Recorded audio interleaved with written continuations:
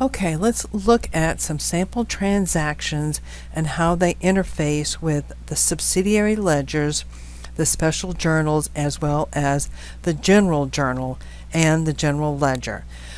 Note, we will not be looking at subsidiary ledgers for inventory. Your book doesn't show it, however you will have it in your Perdisco project, but it'll be very similar to what we're doing when we update the subsidiary ledgers for accounts receivable and accounts payable. So let's look at here. Pepper Company is the company that we're doing the books for. The terms of all credit sales for the company are 2% are due within the first 10 days. If not, the entire amount, the net amount, is due in 30 days. So let's look at these individual transactions. We'll be looking at the transactions and looking how they interface with the sales journal, the cash receipts journal, the purchases journal, the cash disbursements journal, as well as the general journal. And then also we'll be looking at how these, the journals, interface with the accounts receivable subsidiary ledger, accounts payable subsidiary ledger, as well as the general ledger. So let's look at our first transaction. We sold merchandise on credit to Jennifer Nelson, the invoice number 954 for $16,800, and it originally cost us $12,200. Well, the sales journal is the easiest of all the journals to see and to keep. We can see that it was March 4th, Jennifer Nelson, invoice number. As we update Jennifer Nelson's account in the subsidiary ledger, we would check off the posting reference. We are going to be recording both the accounts receivable debit and the sales credit in this column, and then the debit to cost of goods sold, the inventory to credit in this column. And again, I'll be showing you how this interfaces with the subsidiary ledger for this particular customer. But remember, in Perdisco, you'll be doing the crediting to inventory to show that this was sold to this customer. So let's see what that would look like. So here we have Jennifer Nelson. We're just going to be updating her total. So we're updating her total. It's in her subsidiary accounts receivable ledger as of this date. The rest of these, the total controlling amount that goes to accounts receivable in total, the credit to sales, the debit to cost of goods sold, and the credit to inventory, the controlling account will be shown at the end of the month.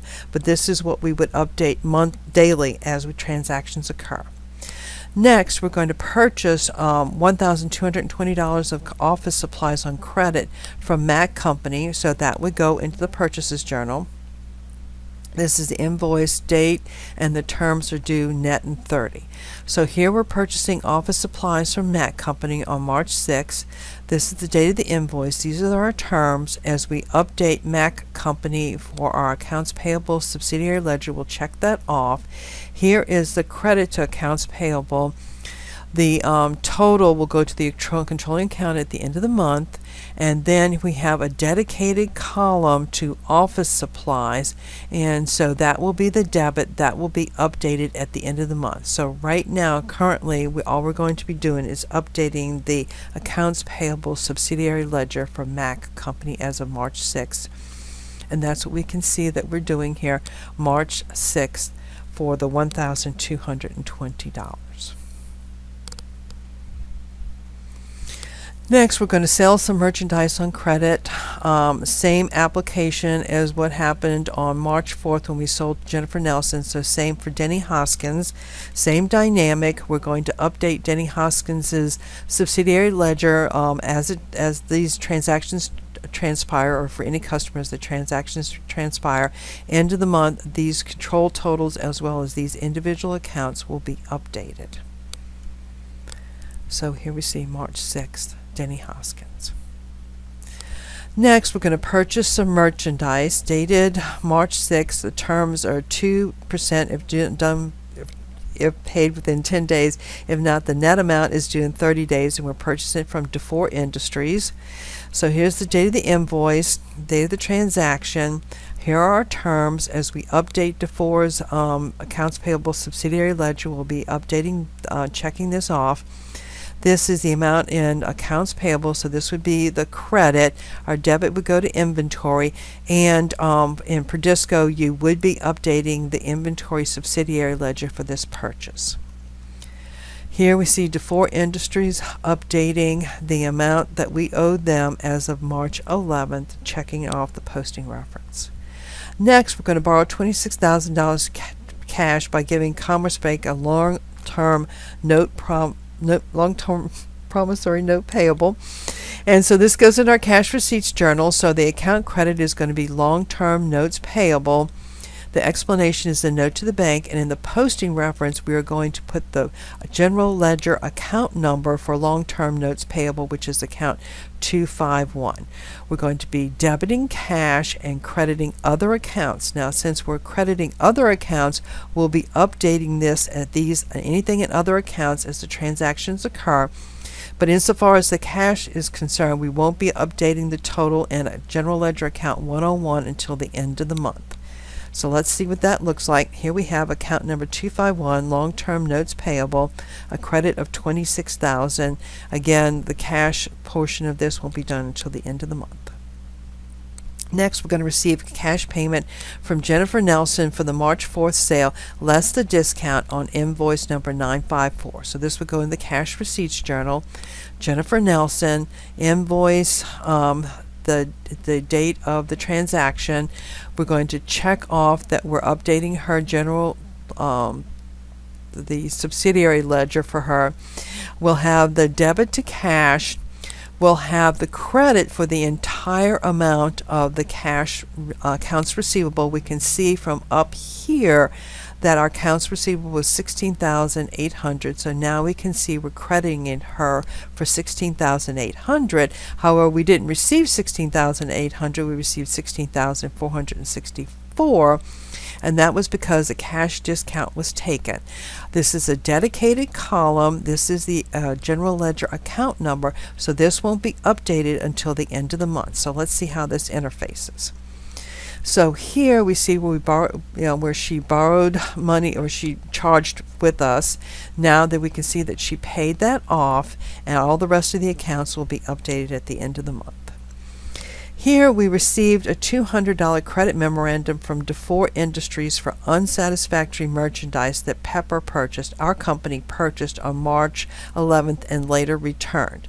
So we're going to be updating our accounts payable to DeFore, and since this is not a cash transaction, it is not a transaction where we are purchasing something or selling something on credit, this type of journal entry would go into the general journal. So here we're going to be updating accounts payable for DeFore Industries in the amount of $200. This is their account number, and inventory in the amount of $200. Again, I'm going to show you the way the book has it, but since we're returning merchandise, you would end up updating the inventory subsidiary cards for inventory. So here we have DeFore Industries.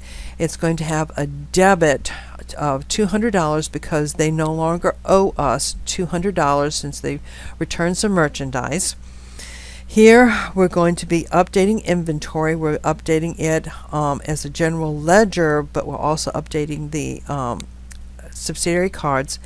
And then also too, it's going to be affecting our control total in accounts payable. So we see that we have 3 different places that we need to record this. Now, it may look like we're double dipping because we're putting it in accounts payable in the control total as well as in the subsidiary ledger for this particular customer, or vendor rather. But we can also see that at the end of the month, it's going to be the total of all of the accounts payable ledger, so it will balance out because that is already taken into consideration. So let's look at our next transaction. We're going to receive cash payment from Denny Hoskins for the March 6th sale less the discount. So Denny Hoskins, the invoice, the date, updating his subsidiary ledger, the cash amount, which will be less than the amount that he charged with us because he's taking advantage of the cash discount. This will be updated on his subsidiary ledger as a transaction occurs. The cash debit and the sales discount debit will be updated at the end of the month.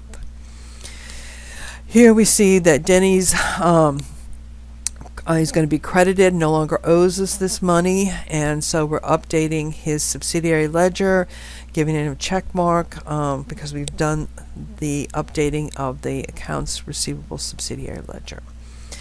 Next, we're going to purchase some store equipment on credit from Schmidt's Supply. The invoice dated March 15th, terms net within 30 days. So here we have store equipment from Schmidt's Supplies, the date of the invoice, the terms. This is the the store equipment account number from the general ledger. The fact that it's from one of our vendors, we're going to check off when we update the vendor. The accounts payable is $22,850 is what we're going to be crediting, and we'll be debiting other accounts. This is not a dedicated column for store equipment, so that's why it's described here. And so this will be updated at the date of the transaction. So here we have the other accounts being updated as of the date of the transaction on March 16th. And we would also be crediting, don't have an arrow for that, but you can see where we would be crediting Schmidt's Supply and updating the accounts payable subsidiary ledger for Schmidt's Supply. Next, we sold some merchandise on credit to Marjorie Allen. We've seen these transactions before, so we know what to expect.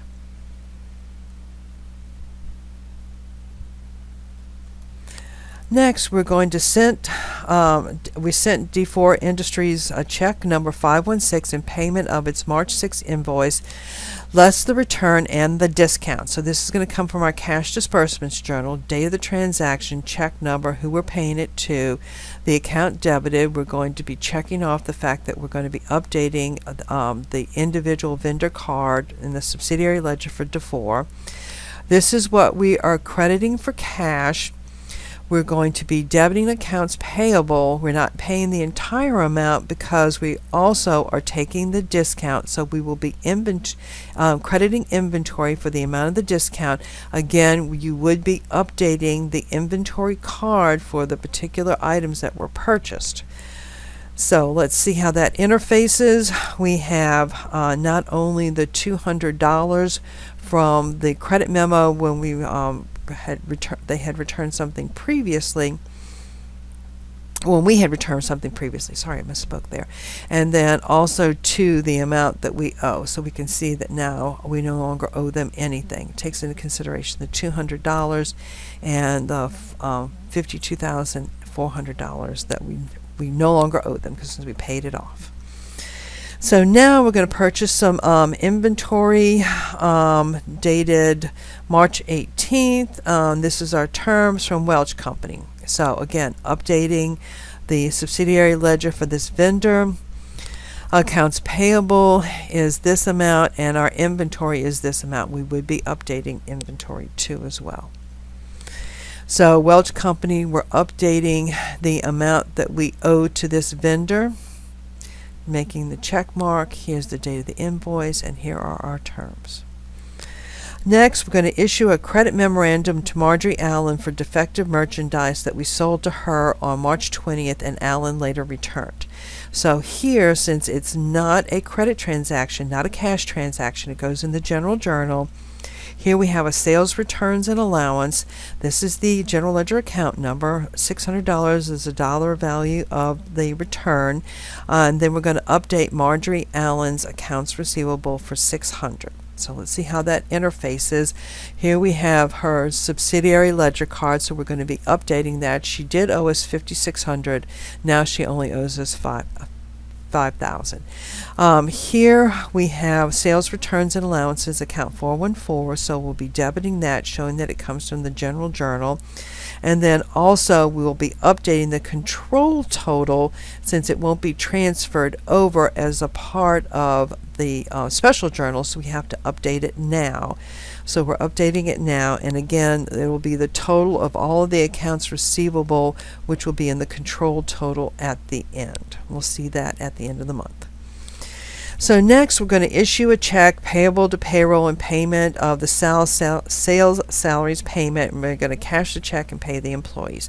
So here we cash disbursements journal, payroll, check number, sales salary expenses, the general ledger account number for sales salary expense.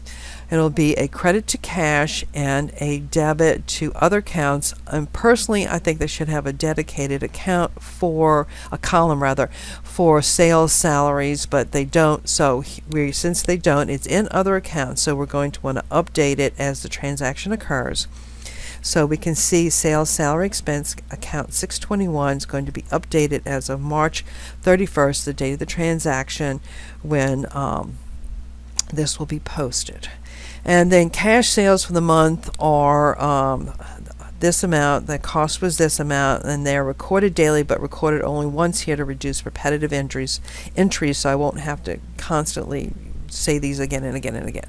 Alright, so March 31st, cash sales, so we'll be debiting cash, crediting sales as a dedicated column, and then crediting cost of goods sold and cost of goods sold and crediting inventory. And again, the inventory would be updated for these transactions of purchases and sales of inventory. So now let's see how everything flows at the end of the month. Will be a little complicated, but follow this closely. So this goes into 106, which is the cash account. So here we have accounts receivable, the debit to accounts receivable.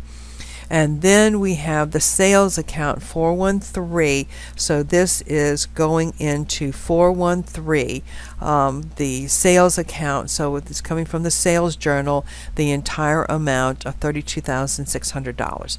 Here we're going to be debiting cost of goods sold for the cost of the merchandise we sold, and then crediting inventory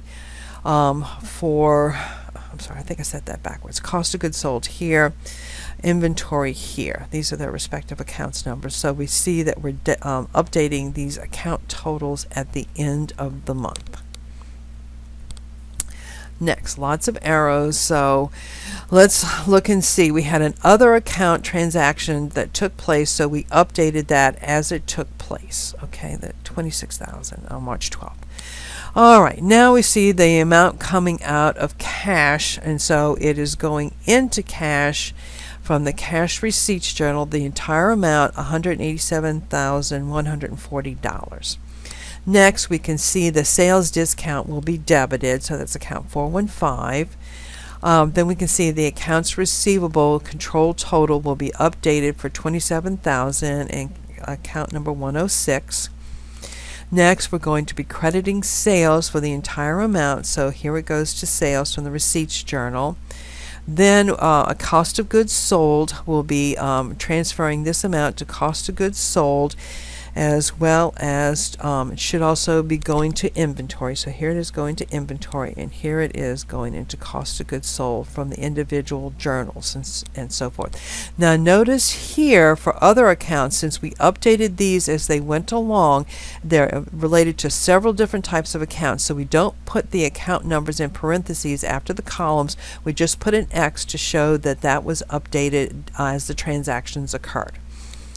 Next, let's look at the purchases journal. We have an accounts payable credit. So accounts payable credit, so that amount is going into accounts payable. We have a debit to inventory for the amount that